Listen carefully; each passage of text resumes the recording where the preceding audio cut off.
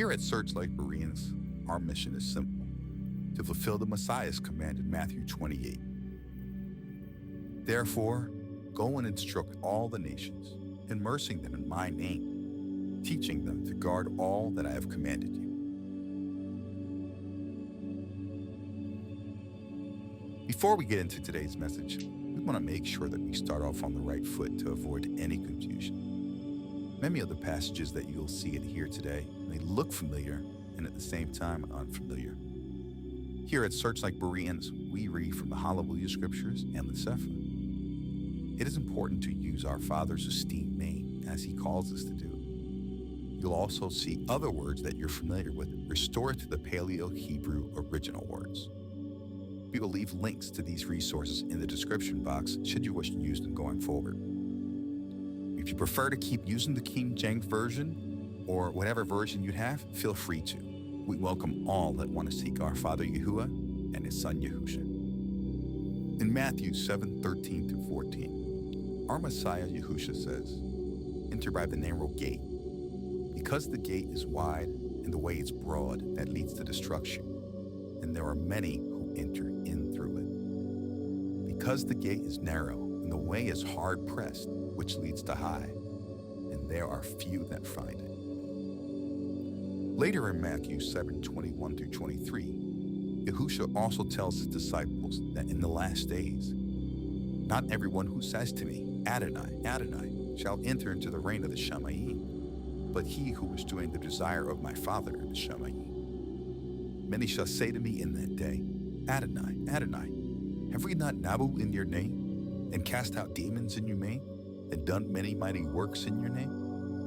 And then I shall declare to them, "I never knew you. Depart from me, you who work lawlessness." How is it that many who do works in His name are those that He said He never knew?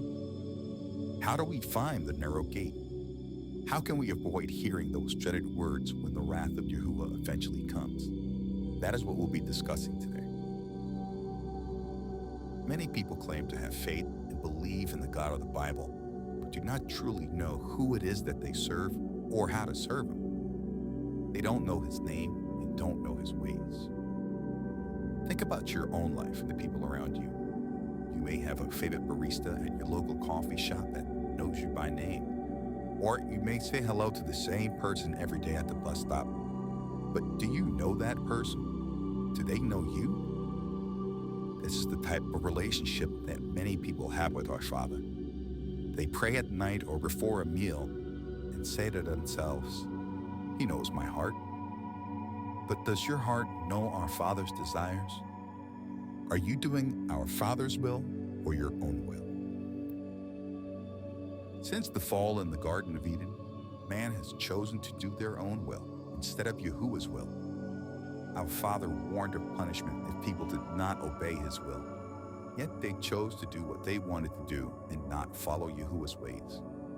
This led to the people of Yisrael being punished with 400 years of slavery in Egypt. After the time of punishment came to an end, Yahuah led His people out of Egypt by His servant Moses.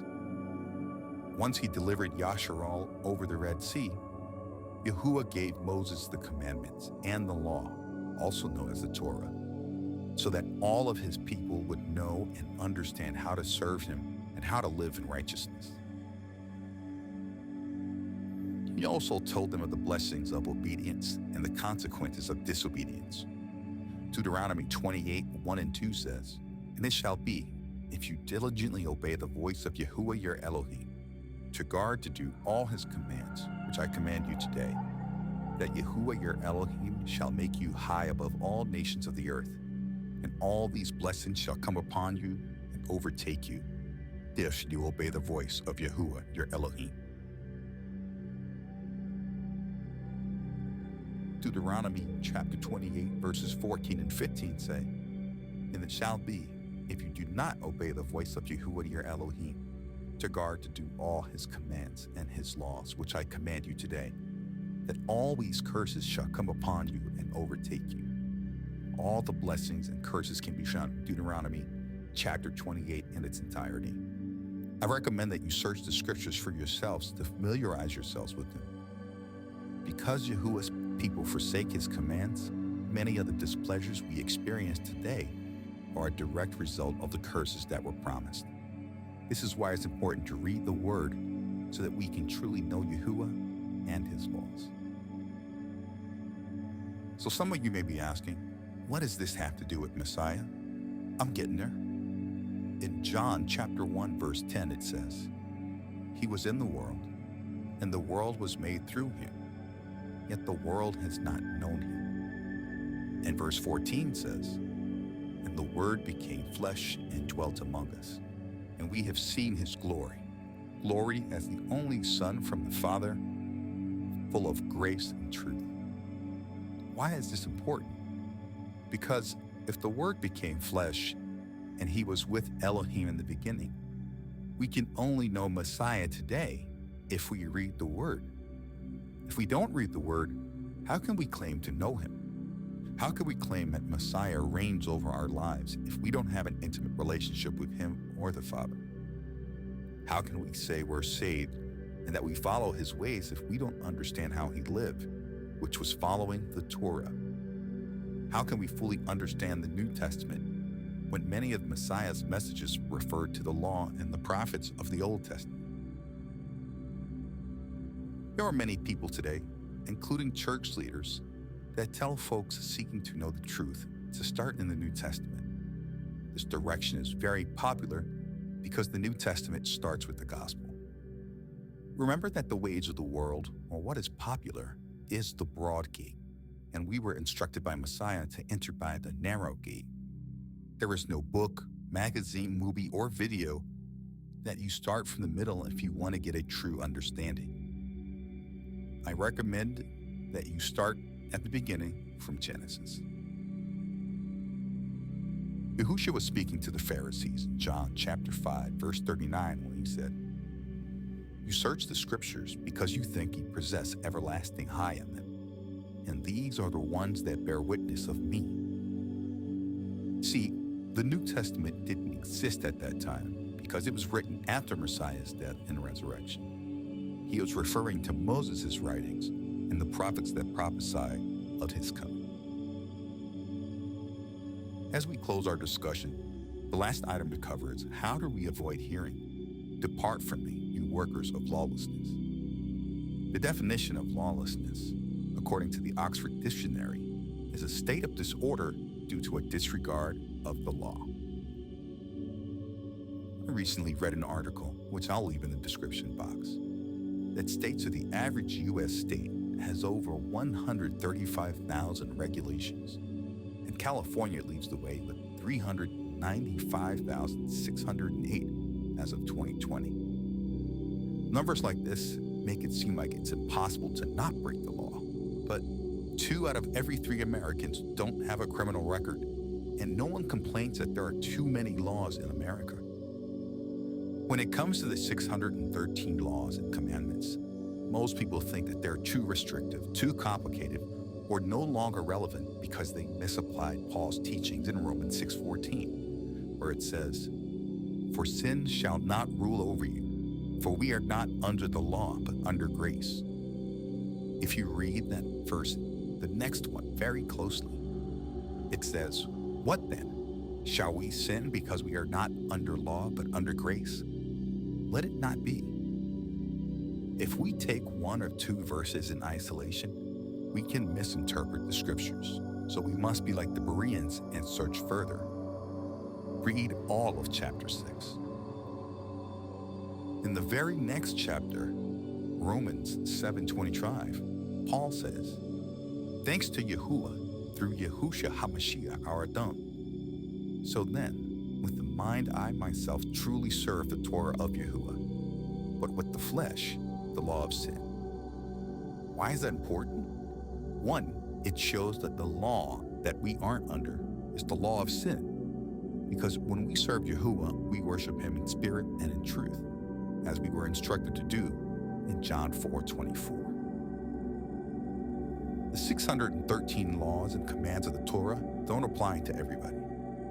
Some of the law only applies to Levitical priests, some for men, others for women. Some are how we should be treating workers, etc.